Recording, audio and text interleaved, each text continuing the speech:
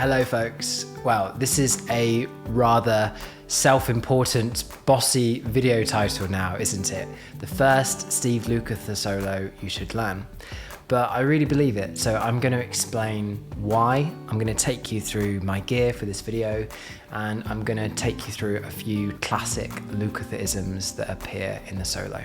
So first things first, this is a song called Never Gonna Let You Go by David Roberts, and this is the second track that I've covered from this album. It's his 1982 album, All Dressed Up, on which Steve appears a bunch on.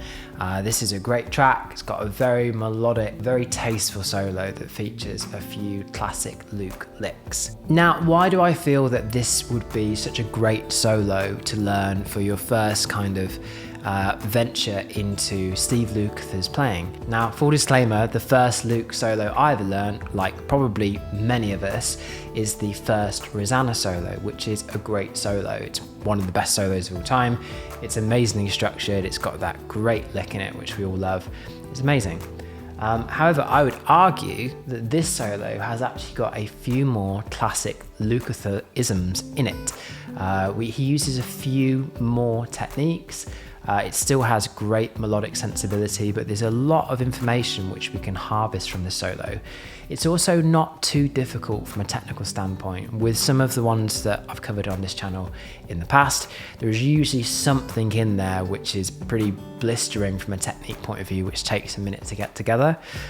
There's kind of no crazy pyrotechnics with this one. It's just lots of really nice, tasteful phrasing ideas. Now, I tried to approximate the tone relatively closely. As you can see, I'm using my PRS DGT, which to all intents and purposes is a Les Paul, really, in terms of the body woods. We have a mahogany body, a maple cap, rosewood fingerboard, and classic PAF style pickups. So it's very much doing that sort of thing.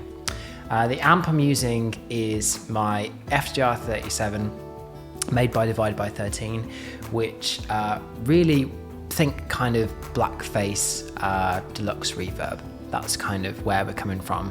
Nice Fender clean platform. The Overdrive is coming from, in this case, the Cinvatec number 5 drive. It's an early version. I think it was the first version that Pete Thorne reviewed on his channel, and it does a really great kind of high gain amp in a box thing, and that's what I'm using for this video. Now, in terms of the effects, I'm using my new mini board, which I'll put a picture of now. There you go.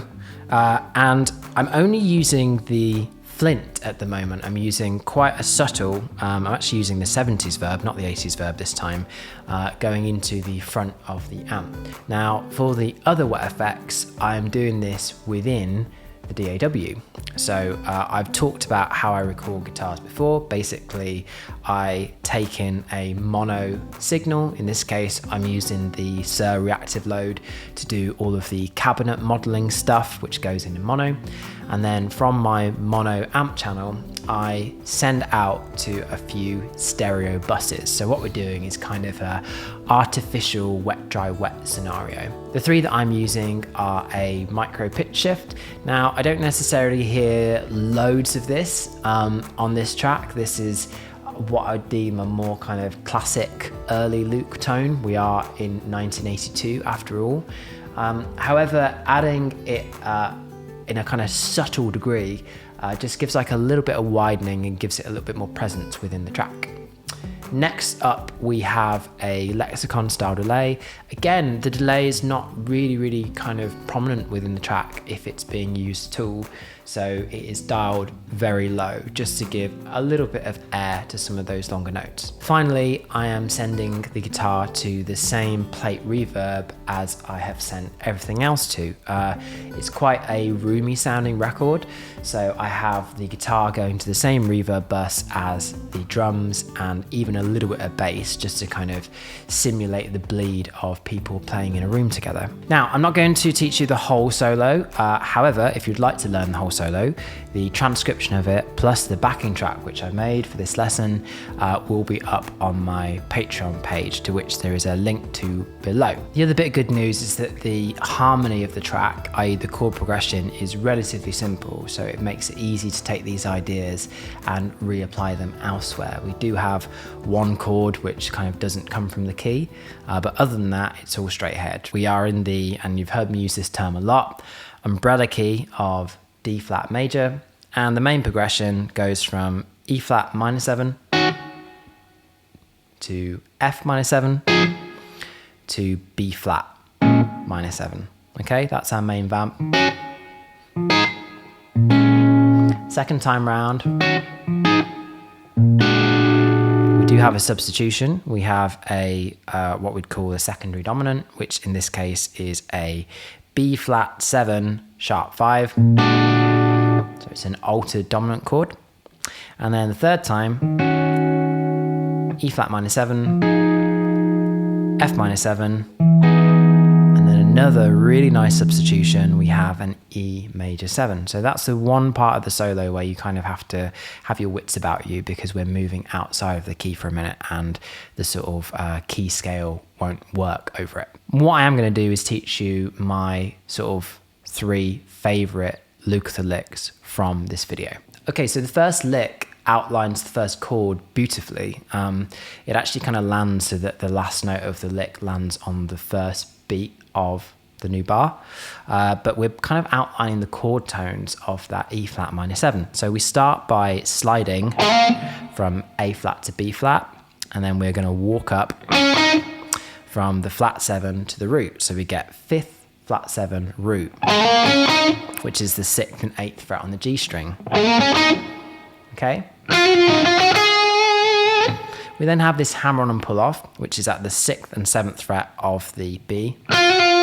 Again, outlining an important chord tone, we have the major 2nd going to the minor 3rd. And then we kind of momentarily go back on ourselves to the E flat, and then we walk up, finishing off with the A flat. Okay, so this sounds like this at speed. Okay, favorite lick number 2. So this is a lick that you've probably heard Steve do before, and there's a really interesting concept at play behind it. So we are at this point again playing over our E flat minor 7 chord, which is kind of the 2 chord in the key. But what Steve does is impose another arpeggio from elsewhere within the key over this chord. So in this case, he is taking a B flat minor arpeggio, a triad, which is in this case our 6th minor chord within the key. It's also kind of the tonal center that the song is focused around. And he superimposes it over the E flat minor 7 chord, okay? He plays it as kind of like a sweep or a rake. Okay, so all downstrokes in one fluid movement. And then we have this wonderful chromatic movement, which starts at the 16th fret. And we move down 3 half steps, so 16, 15, 14. And then we play the 12th to the 13th fret. Oh, what a great idea. And why this is interesting is because although this just looks like a standard minor triad in terms of its shape, it is functioning very differently because our ear is hearing the E flat minor 7 as kind of being our reference point at the time. So we actually have to look at how this triad relates to E flat rather than B flat at this time. If we have a look at it, let's work it out. We have the perfect 5th, we have a flat 7, and we have a 2nd. So it's a little kind of interesting cluster of intervals that he has there. Okay, so to finish this lick off, once we get to that point, we're going to take the 14th fret of the B, and then the 15th and the 13th on the G string. So we get, followed by this motif, which is a bend at the 16th fret of the B, and we kind of grab the unison version of the note, which is at the 13th fret of the E, and then land on the 14th fret of the B. So we get... Now, the great thing about ideas like this is that we could legitimately use this in a couple of places. We could play it over a B flat minor chord. But it sounds really cool playing it over the E flat minor 7 because we get that different kind of concentration of intervals, which is a little bit less familiar to our ear.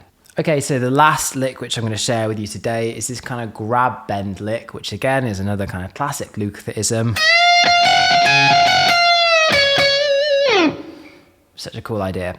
And this time we are starting at the 16th fret of the B, bending up a whole step. And this is a little bit awkward because we have to try and keep the note at pitch while playing notes on the string above it. It kind of spoils the effect if the bend dips because it goes out of tune. It sounds like a cat being strangled. So we bend the 16th fret a full tone. Sounds weird slowly, doesn't it? And then with the index finger and the little finger, we're going to alternate between the 14th fret and the 16th fret of the top string. And then we basically release the bend and then finish off on the D flat note. So we get... Okay, folks, I hope you enjoy those ideas. Let me know what you think. You might have another solo which you think is a great kind of introduction to Luke. Rosanna is undoubtedly an amazing one. I think this one kind of gives it maybe a bit of competition though. Let me know what you guys think. If you want the backing track which I've made for this solo and you want the transcription, go and check out my Patreon page. The second tier patrons get access to all of the transcriptions from my YouTube videos. So that will be going up over the next couple of days. Okay, gang, hope you enjoyed this. Hope you're all good, and I will see you real soon. All right, bye-bye.